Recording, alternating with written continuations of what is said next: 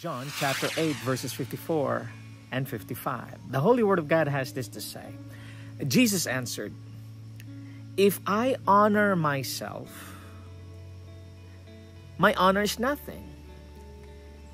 It is my Father that honoreth me, of whom ye say that he is your God.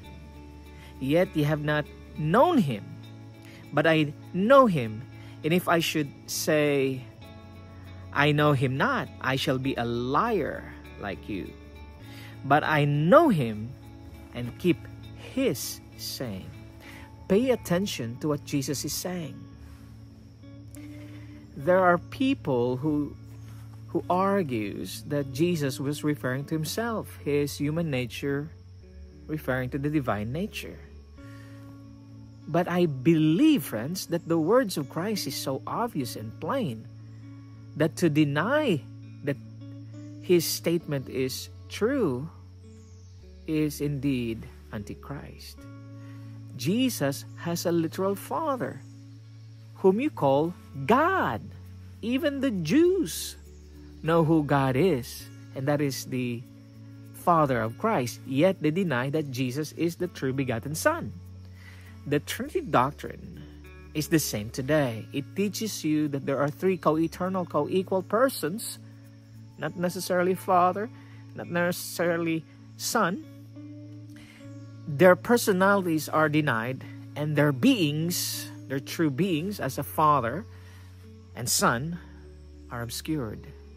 Friends, you have been lied to by those who call themselves Trinitarians. You have been lied to that God is three persons. The true God is the Father.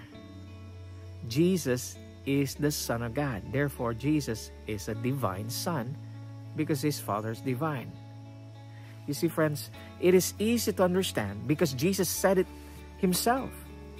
He cannot do anything. He does not say anything unless it comes from his Father, not from his other side, but from his Father in heaven while he was on earth.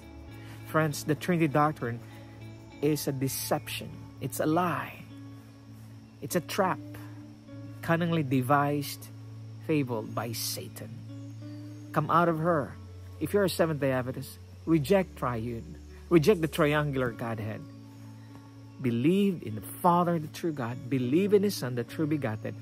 And embrace their Holy Spirit, one holy presence, their holy life, their holy character.